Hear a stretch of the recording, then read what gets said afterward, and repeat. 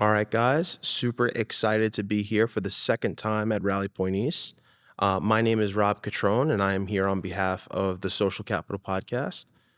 Today, I have two very, very, very special young men, Jack Schoenfeld and Chris Nicholas, on behalf of their viral TikTok and Instagram account, Chris and Cars. Gentlemen, thank you so much for making it here today at Rally Point. Thanks for having Yeah, us. thank you. Of course. Guys, kind of dive into, I know the account Chris and Cars is exploding. Kind of talk to me about how you guys got started and really kind of where the passion of cars came from. So Jack and I were both car salesmen. We were brokers, and we were both working there for a few years. And I think just within the first few days to a month of us working together, we kind of clicked because we have very similar personalities, and we just worked side by side for a long time. And then what we were actually doing, I was doing some video for promoting to sell cars. So I would do like little car reviews, but I would just post them on my personal. And I knew Jack, knew the behind the camera work, knew filming, etc. And I think that's kind of when we both came together with, this idea. Sure, sure. Yeah, and really, I think it just kind of worked out perfectly because we were working a job about 20, 30 minutes away from home, but we were both from almost the same hometown. There was kind of just this general, I guess, synergy that I had a background to film, and Chris was liking to get his face out there. And when we started making videos together, they started getting a lot of traction, which helped us sell cars. So from there, we were selling a little bit more cars, getting more traction, and when we eventually moved on from that job, we just continued doing the car reviews that we were doing. Yeah, for those that don't know these two young men, I mean, when I say young men, I mean you wouldn't even believe their age if I were to tell you.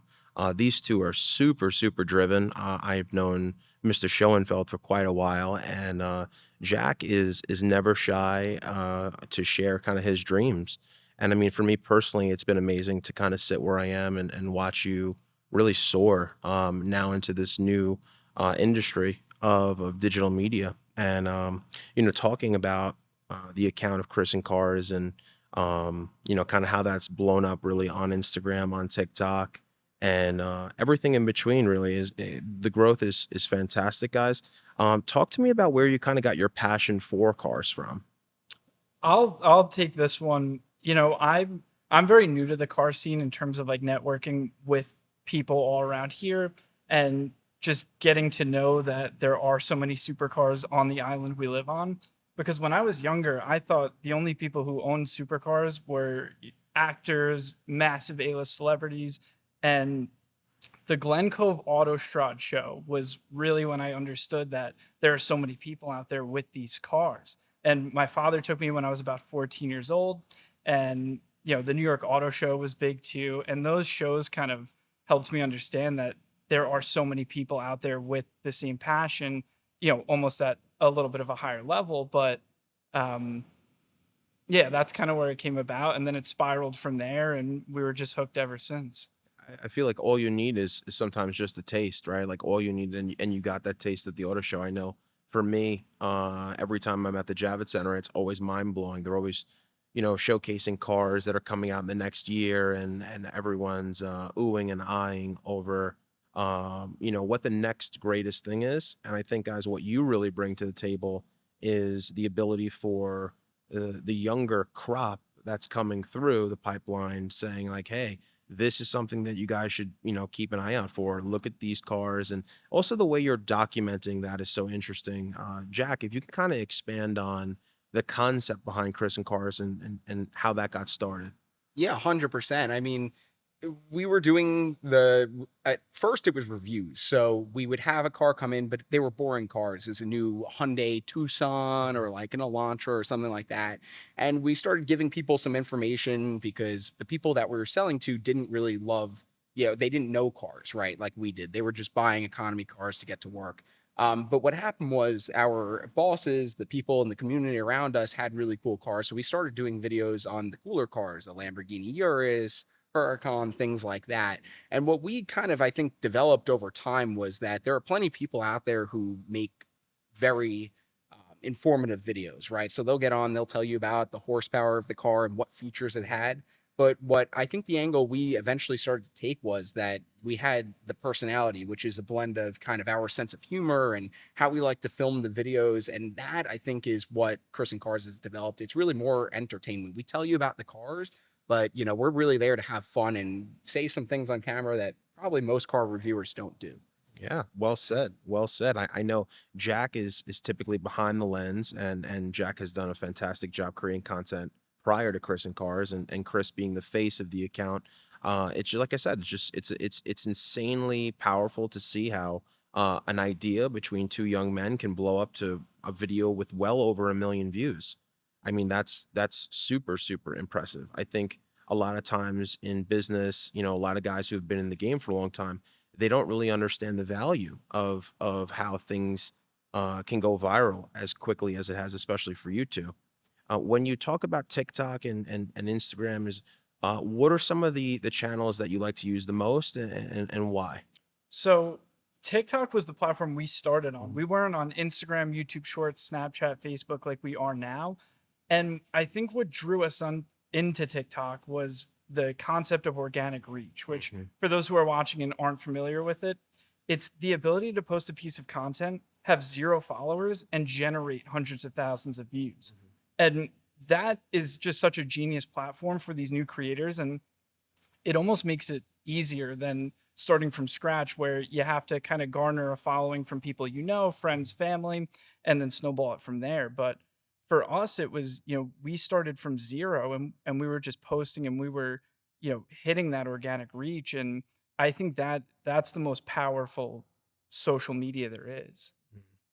Yeah, with a lot of the stuff that I see you guys posting, it's considered to be evergreen content. Am I right in saying that? That's fair. Yeah. So, I mean, the value of evergreen content is that you can film on the Range Rover, which I know you're famous for saying, which is Yep. so cool. Can I get a Range Rover? Right, Rowan. Right, exactly, exactly. And I know how big that is, but when you talk about, whether you're filming a Porsche or a Range Rover and things like that, is that this content is getting in front of the buyers all around the world. So I think when you look at the combination of two young men, super inspired, using these platforms to grow really their brand.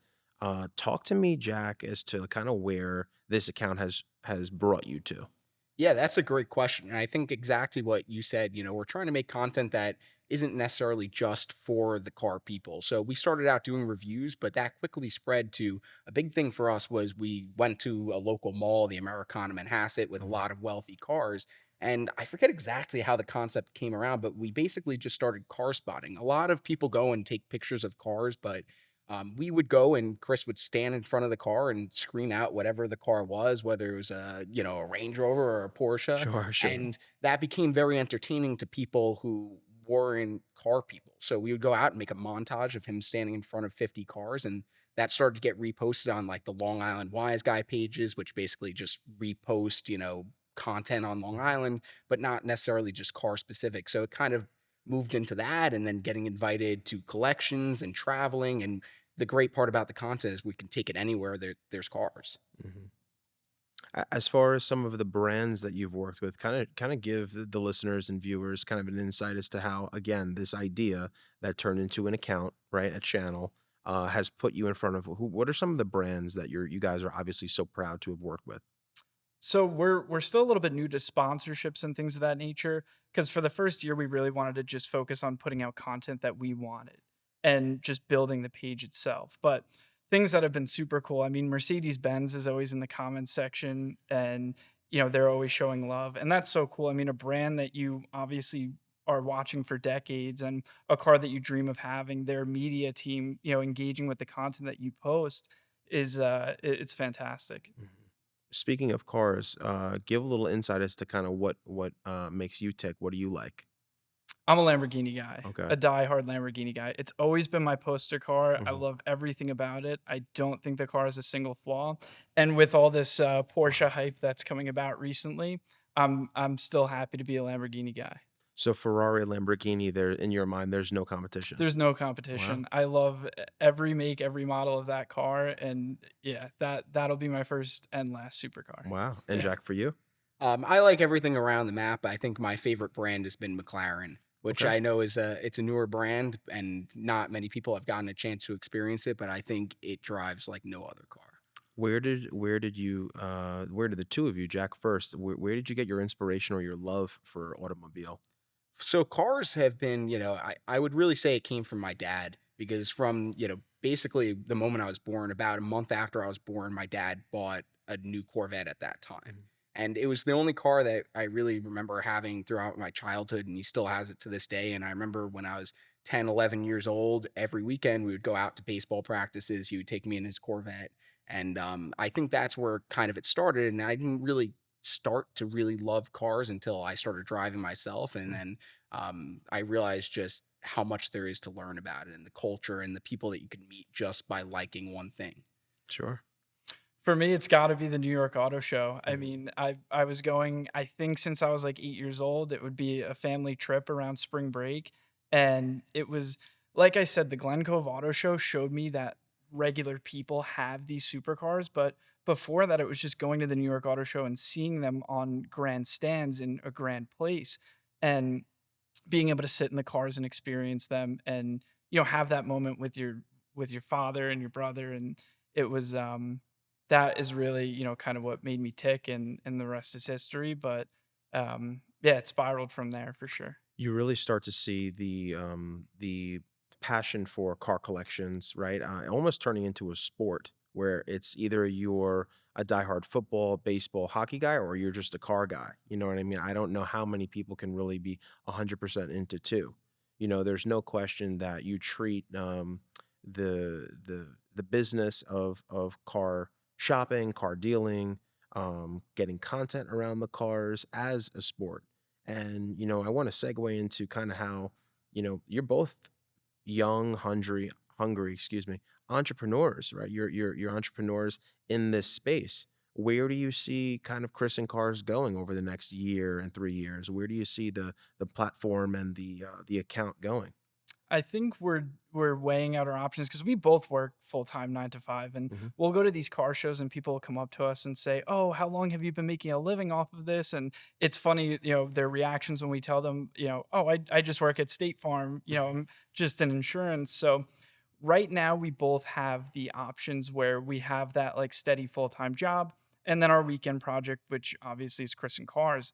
So to say where it's going to go is, kind of just where it leads us. Hmm. And we're obviously very excited for what the future holds for the channel, but we're I guess we're playing it as it goes.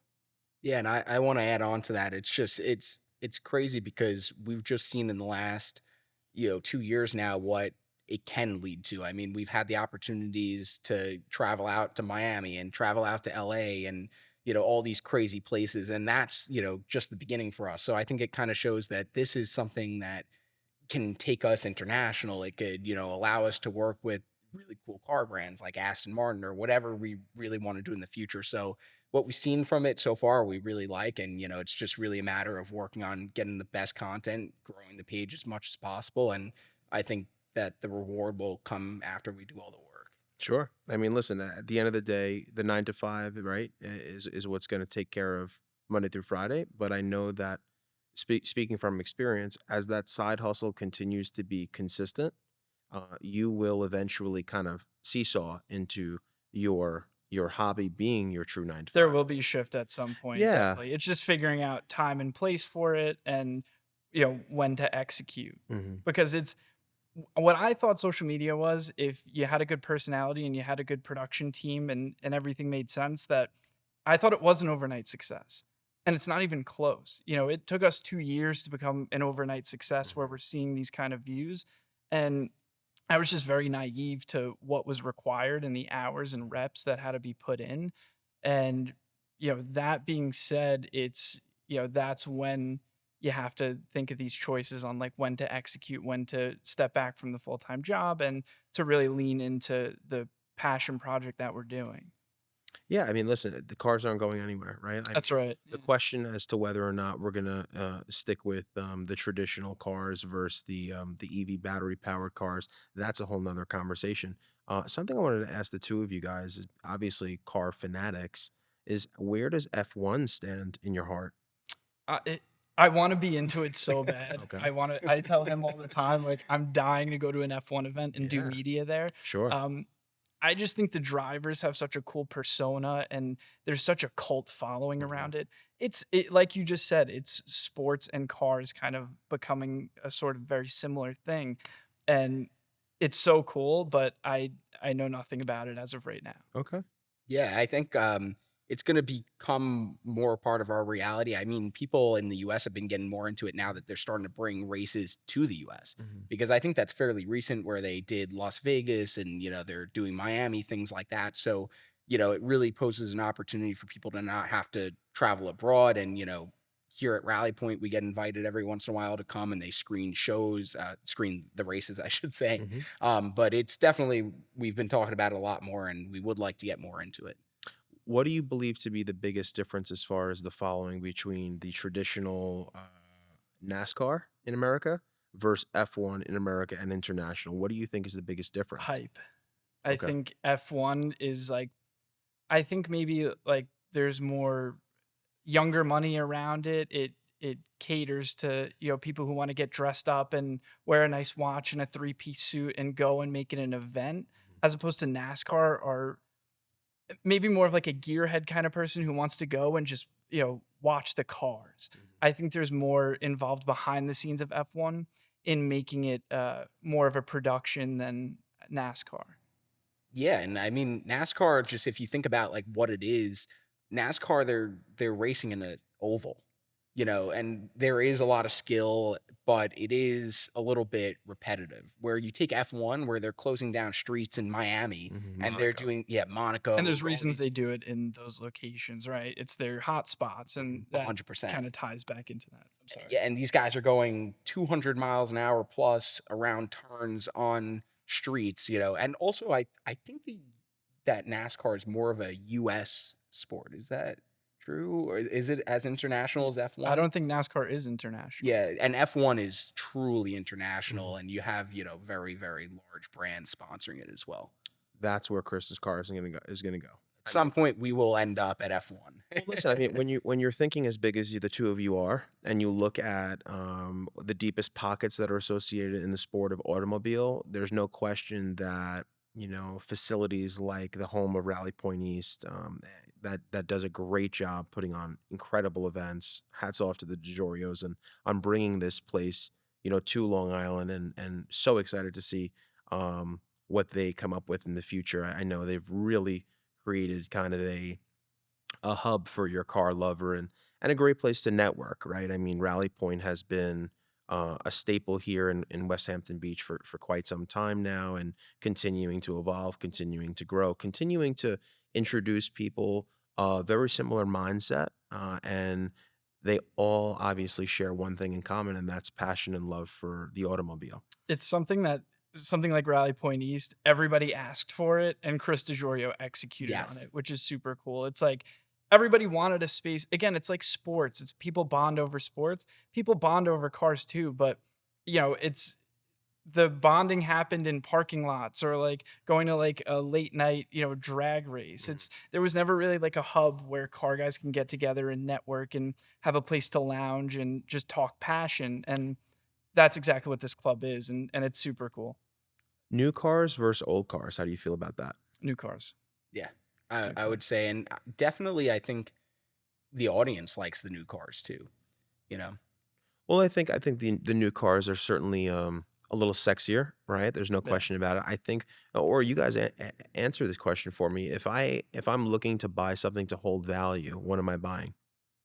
Something old or something new? It just depends. I think it comes down to, the type of car. So, for example, there's different staples like, back in the early 2000s, there were the last cars without traction control. So, like, if you get one of those last types of cars without traction control, they go for a lot of money. Now we're going through an era where cars are going from, you know, internal combustion to electric. So I think this last round of Lamborghinis with naturally aspirated engines or last Ferrari manual transmissions. So pretty much the last of anything or anything that was super limited production. So if, something is limited to 500 cars, whether it's old or new, if it's a Lamborghini, a Ferrari, a Porsche, something like that, chances are it's going to retain its value. Gated manuals, like the big takeaway of like new or old isn't really the talking point. It's getting something gated manual. It's getting something with the proper engine that the car's supposed to have.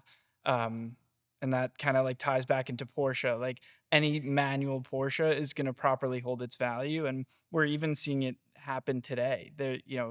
Those cars are like loosely investments. No car is really, a huge investment where you build a portfolio. I mean, some people do, but Porsche is kind of the way to go if you want something where you could park your money in and not be like me who wants a Lamborghini who might lose 40% of the value throughout driving it. Sure. I mean, yeah, I would imagine also too, not everyone who buys these cars is to drive them.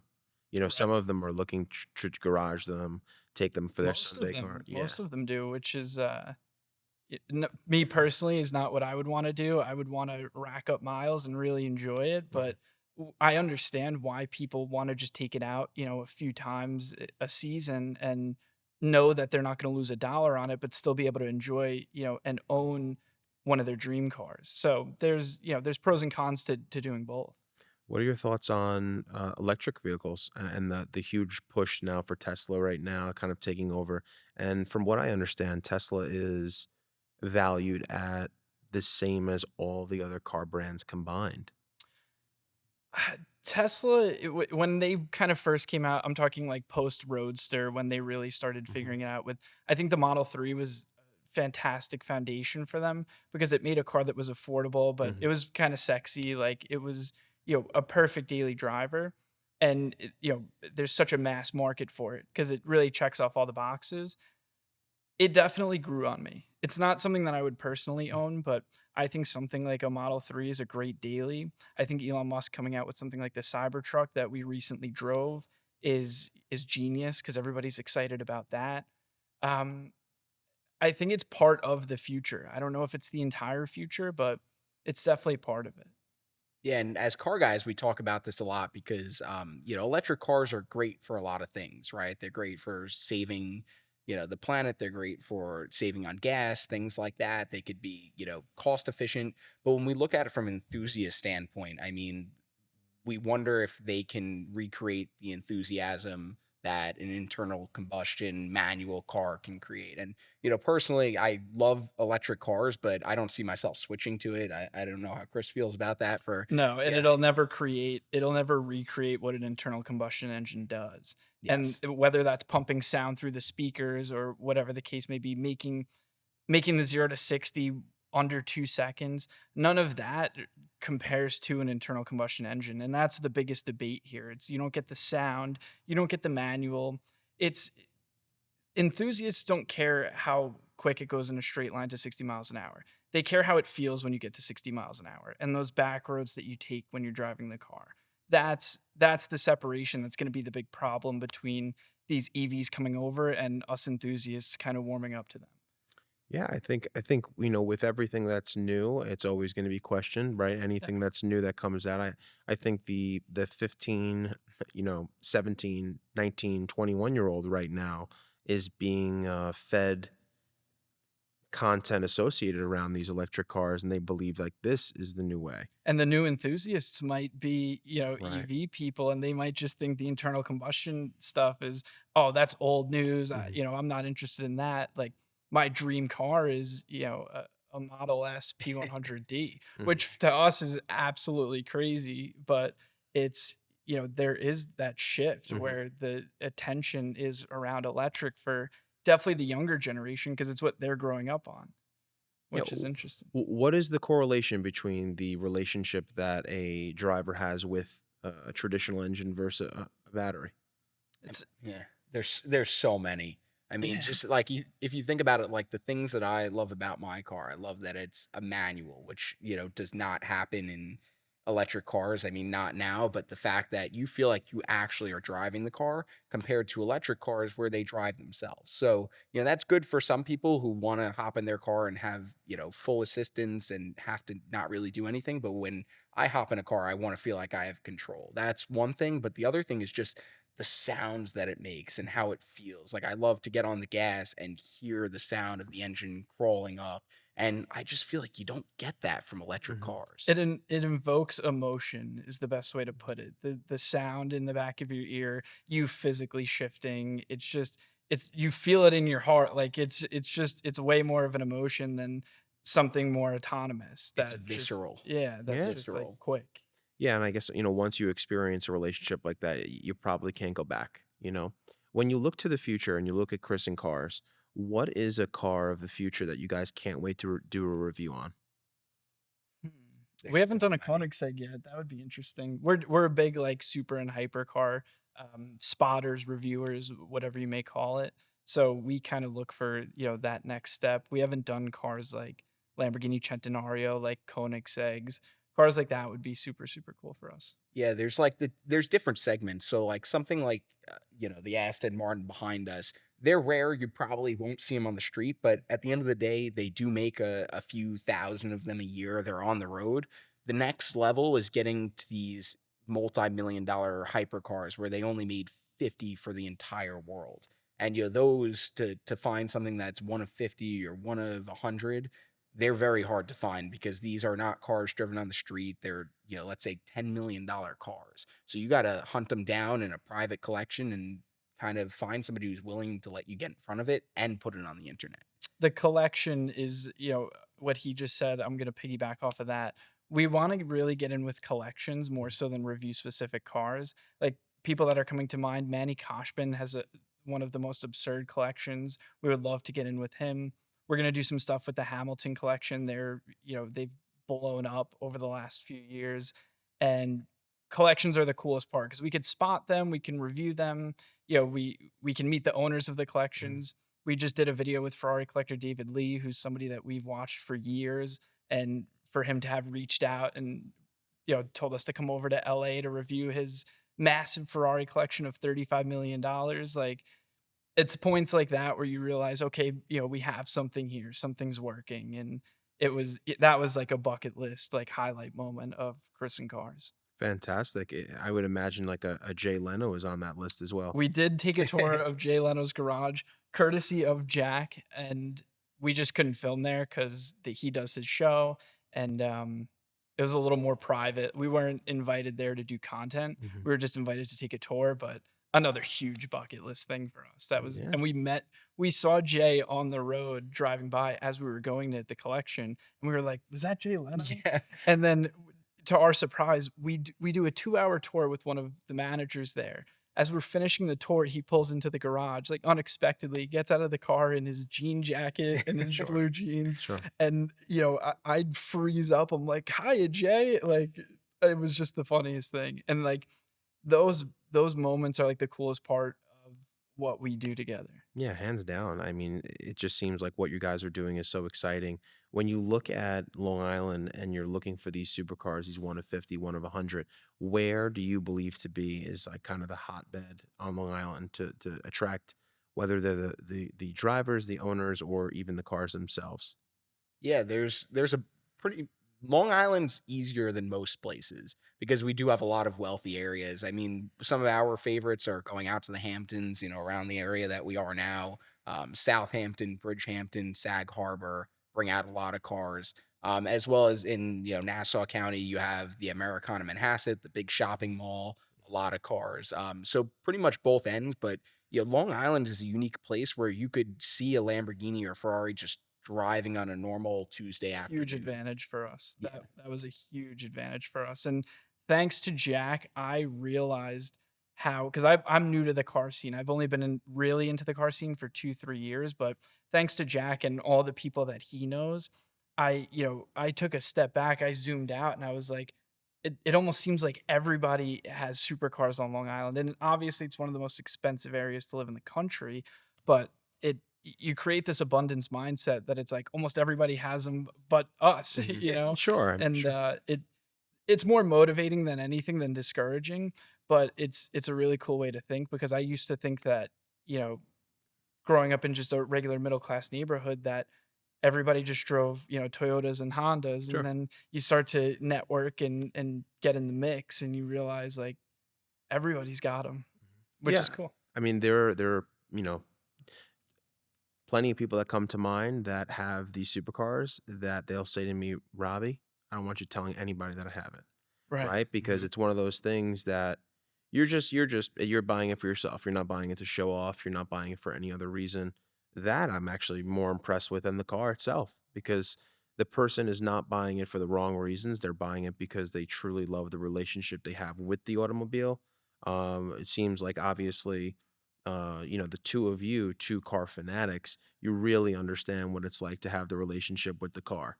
Um, But there see, I'm like a weird mix because I'm an enthusiast, I love the car, but also, like, Lamborghini is one of the flashiest brands, and I enjoy that part of it. Like, I would if I owned a supercar, I would enjoy driving it primarily, but I would also enjoy pulling up to dinner or pulling up to a car show and kind of, you know, flexing a little bit. mhm. Like, I don't think I don't think there's anything wrong with that. You work really hard for something. I think, you should show it off to a degree. Sure. Sure. Yeah. Listen, I mean, everyone kind of, treats their toy a little differently, right? I Yeah, mean, a lot of more people are more reserved, and I mean, that's I guess a more noble way to be. But I grew up on like The Dark Knight when Bruce Wayne was in his mhm, 2008, Lamborghini Murcielago ripping through the streets, and that's kind of what I'm after. sure. Yeah. I listen. I think that the industry of cars is fantastic. Where the two of you were, right, not too long ago, where you are and where you're going is so exciting. Could you share with our listeners and our viewers how they can follow you and how they can get in touch with you? Yeah, we're on pretty much every platform. We're on Instagram, TikTok, YouTube, both long form and short form, Snapchat, and we're Chris, the letter N, cars, A all lot of one people word. type in Chris and like A&D cars. It's just Chris, the letter N cars, and you'll be able to find us on everything. What's Chris and Carr's goal for 2024? 100,000 on YouTube. Yeah. Yeah, we have a bunch of goals. We understand the importance of writing them down, and we didn't understand that importance until we actually did it last year, where we made some goals for ourselves. So we did write down on every single platform where we want to be at the end of the year, and as well as 6 months into the year. So We wrote down yeah, unrealistic goals, which is we talk about it all the time. We wrote down like wish goals and if we hit them great, but they were kind of unexpected. And when we looked at them after we first wrote it down, we crushed them. Yeah. And we just continue to write goals that seem so far-fetched and you don't think about it unless you write it down. And then when you go back and you look at that piece of paper where you wrote down the goals and you look at your followings or Your views or metrics, whatever, sure. yeah, whatever goal you're trying to hit, it's there's definitely like a power in just documenting it and having you have to have like a next step. So we have 100,000 followers. We're going to check that box this year. What else do we have on our docket? definitely we're looking more into sponsored content because we've had a lot of brands reach out to us, but there's the importance of picking the right types of brands. So, we're not really interested in right now doing a dog food commercial or something like that. So really it's getting, sponsorships with like F1, right? Where we get to go out to a race and where we get to do things that we like or partner with like some brands like Aston Martin, McLaren, Lamborghini, things like that. So those are really what's on our radar. And, they're reaching out to us, but we're also pursuing them. Yeah, it's amazing to see, guys, because not everyone in general has the drive that the two of you have, the goals that the two of you have, and to be 22 and 23 years old, God bless the two of you. God bless Thank you. your drive and your motivation. And I know how it is when you're working with someone who's like minded, and how I'm sure in tandem the two of you work so well off of one another. That I would honestly like to talk about that for a few minutes because having a partner is, I mean, it's so underrated, and a lot of people look at me and think that I'm the only person in the operation just because I'm in front of the camera. But I mean, having somebody that holds you accountable on, the Saturday morning when it's 32 degrees outside and you want to just stay in your bed, but you have to go to Cars and Coffee and get 4 videos because you have to be at work on Monday at 9 a.m. Like, so I wouldn't do that if I didn't have somebody to hold me accountable and somebody to work on scheduling with. And it's massively important. Yeah, we probably speak on the phone almost every single night, and just as friends, as partners, we it really takes the two of us between actually getting the production to go on, right? Because somebody has to be in front, somebody has to be behind, and people kind of get that. But what really goes into it is both of our minds sitting down and, motivating each other, coming up with ideas. I feel like the synergy between the two of us has really allowed us to escalate the page further than if it were just one. It's the only way it would have escalated when you think about it. I mean, I, you know, I'm like socially anxious, which is Mhm, crazy. mhm. And Never know. you look at me now and I'm super high energy behind the in front of the camera, but you look at the first 2 videos and it looks like I took a Dramamine and I'm like super dull, and I thought I was so high energy. Mhm. But you have a partnership where you could bounce ideas off of, and really the biggest thing is just reps. You have to put in reps to build that personality. And like I was saying, it takes 2 years to become an overnight success where you're seeing these views and the followers. And it's yeah, it takes the time. Yeah, when you have a partnership like what the 2 of you guys have, it's almost the concept of 1 plus 1 equals 3, right? It's like Exactly. the 100%. 2 of you guys together is 3, and, if you could dive a little more into kind of Jack, your role for Chris and Cars, and Chris, your role for Chris and Cars. Yeah, I mean, we are very good on picking up the pieces wherever they need to be. So, primarily I'm behind the camera. I'm Mhm, doing all of the camera work. I'm doing all the editing, things like that. I do a lot more of the behind the scenes stuff. Chris does really the stuff in the front, but he posts on the social media platforms, everything like that, responds to comments, does story posts to kind of keep in front of people. And then, there's also the business end, which we both kind of split a little bit, the bookkeeping, things like mhm. that. We got to plan trips. We got to speak to people who are interested in coming out and scheduling things. So we definitely have a good blend. It's 100% 50-50 how we do things. And I'm sure it's also probably 100-100. I'm sure it's the 2 of you putting 100% effort in, Yeah. so that's great to see. Talk to me about how you would encourage the 20-year-old Jack and Chris. What would you say to that Oh, person? I love this question. I've been thinking about this question for years. The biggest thing, I keep saying reps, but that's what it is. It's holding yourself accountable and being disciplined to do 4 or 5 pieces of content a week and get 200 views in the first 5 months. Mhm, It's the ability to invest in it where not only are you not making a dollar, but you're spending money to kind of fuel mhm, it. And it's the ability to keep pushing forward when you don't see that it's going to work out in the mhm, future. Because when you're like us, we were posting for 3 4 months and we didn't have a hit, but we were going after it Saturday Sunday 20-hour weeks and really trying to figure it out. And nobody comes up to you and tells you that, hey, it's going to work, you're 1 video away. mhm. But it's until you post that video and you try a bunch of different concepts like we did, and you find something that works. And once you grab that momentum, it's Lights out. it's lights out. It really is. 100%. And we know the exact video that we realized that it did, I think 25,000 views, and the ones before it maybe did like a few hundred. But after that, when you're doing it for free or investing money into it, the fulfillment comes from the growth of the page itself. Mhm. Comes from the views, the followers, the people who are happy to tune in and watch you and actually get enjoyment out of it. And that's the biggest part. It's being super disciplined.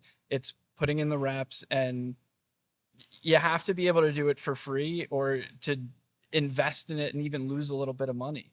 And that comes with loving the project that you're working on. Loving the project, loving the process for You sure. I have mean, to. you're also trusting the process. You believe that your North Star that you're looking to head to is something that you both can achieve. What do you believe was kind of the hook that led from a couple hundred views on a video to the I 25? like this question too. I'm Yeah, sorry. go I'm for it. sorry. No, you are more qualified. It's trial and error, right? We have we had 4 or 5 different concepts, whether it was doing car spotting, Mhm. car reviews, 10 things you didn't know about X car, 10 things I love about X car. And you try a bunch of different things and you can't be afraid to try new things that might not work out because we had we started Chris and Cars describing the types of people who would buy certain cars. And that's what really blew us up. And it's funny, we don't even do it anymore. You have to be able to like pivot and to Mhm. try new things and eventually you'll find something that works, but you can't be fixated on something for too long Mhm. or else you're just going to keep spinning your wheels because the engagement doesn't lie. It's not, the algorithm's not working against you. It's your ability to adjust to it and find what people want to tune into you for. Yeah, 100%. I would say, it's just so interesting. And, the consistency has definitely been a big part of it because once we decided that we were committed to it, I mean, what did we have, like 2,000 followers maybe at that point? We decided we weren't going to do any less than 3 videos a week. And we have not broken that promise in 2 years, and it's crazy because we really do this on the side, right? We have 9 to 5 jobs. So to think that basically 2 days a week we're able to execute on all of that is, it shows us how passionate we are because, if you're not passionate about it, you won't put in the time for it. And, we have been. Exactly. And to interject and go back to what I would tell like 20-year-old like Mhm. Chris and Jack, There's plenty of them out there. There's plenty of them that are gonna be listening, a right? hundred The percent. young guns right now that see you that say, "Well, as long as I'm disciplined, as long as I'm consistent, I can get to where they are in the 2 years or less or a little more." But at the end of the day, the 2 of you act as kind of as models for a younger generation who are inspired.